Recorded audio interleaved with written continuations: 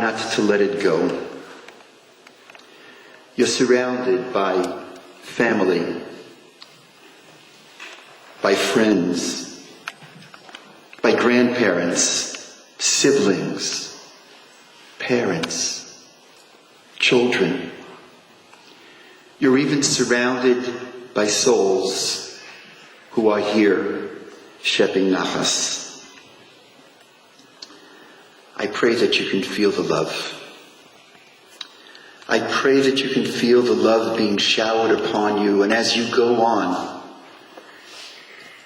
you bottle this love and it always be with you. That this spirit of this moment of love carry you forever and ever. And as Aaron so eloquently said, this is a time to say thank you. To say thank you to all of those who helped you achieve this dream. And as we leave this Chag HaSmicha, it is the time to resolve to continue dreaming.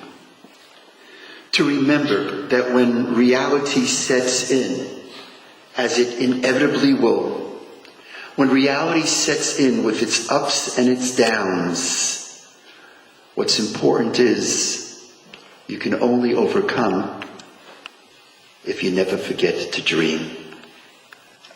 I'm telling you, if you stop dreaming, you stop living. If you stop dreaming, you stop living. And the key to dreaming, chevra, is to continuously grow by asking questions, expanding the dream. Dreams must never be flat. Never. They must continuously evolve. The first questions in the Torah, one asked by God and another asked by a human being, shows the way. After Adam and Eve partake of the tree, God asks his first question in the Torah. God asks, Ayeka, where are you? Of course, God knew where they were, but Ayeka is an existential question. It's one that God asks all the time. It's one that God asks each and every one of you, every person in this space, and all human beings. Ayeka, God says to each of you, have you achieved your full potential? Did you become the best that you could become? It's the story of Reb Zusha, who wasn't afraid that God at the end of his days would ask him, Reb Zusha, why weren't you like Maimonides? Why weren't you like Einstein? But Reb Zusha was crying on his deathbed because he was afraid that God would ask him, Reb Zusha, why weren't you like Reb Zusha? In a world of imitation, in a world of everybody wanting to be like everyone else, Ayeka says, I implore you, I beg you, don't be another. Be yourself. Humbly, with humility, believe in yourself and reach for the stars. And then there's the first question asked by a human being in the Torah. It's when Cain calls out as a question, Hashome achi anochi? Am I my brother's keeper? And Cain offers no answer. No answer is given in the Torah.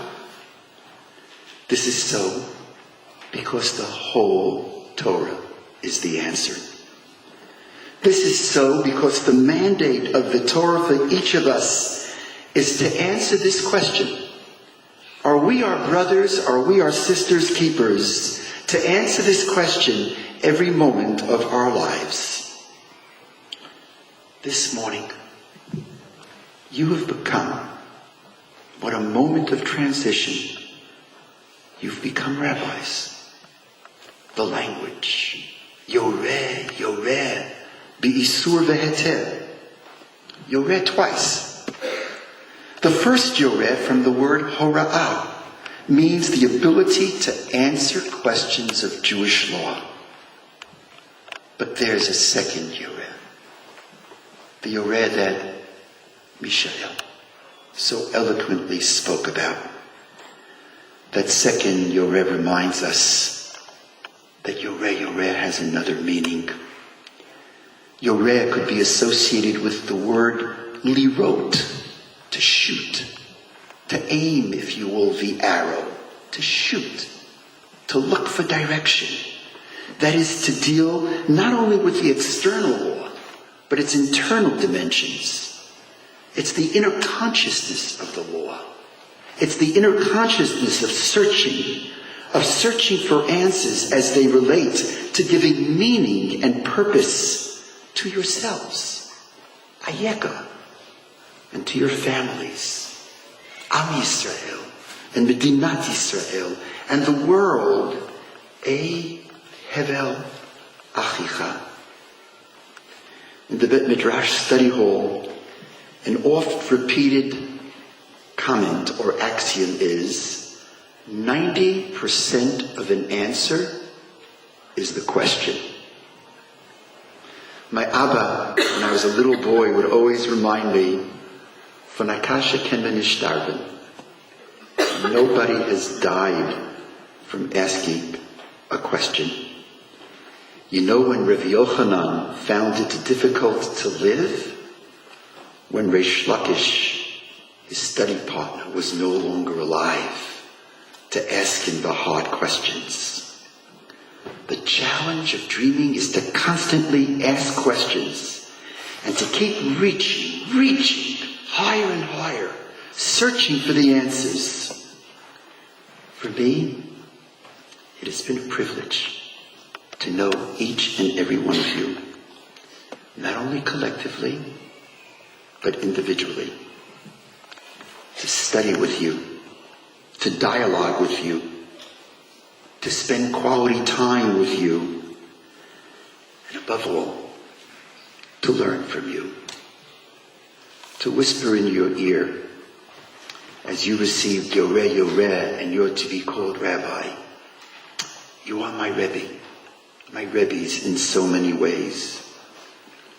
From Daniel, teaching me about the neshama, soulfulness, to Avi, the Rebbe of Lev Tahor, of the heart,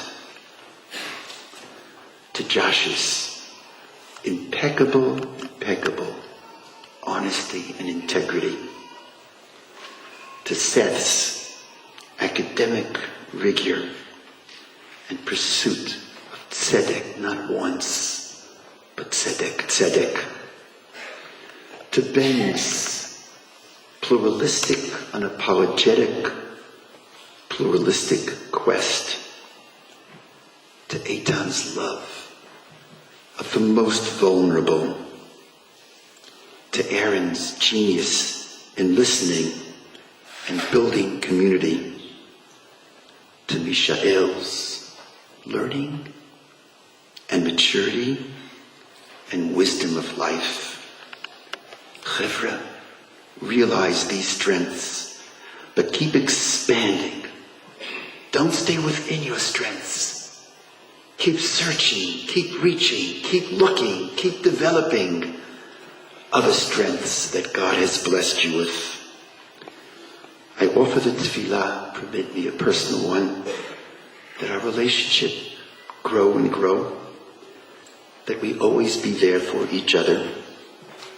You'll be meeting many people, experiencing so much more that life has prepared for you as you move on. But I pray and I ask God that He allow this prayer, that I always be there for you. And please know, of course, that Choveveh is a constant. It will always be there for you. I feel blessed. The yeshiva is blessed.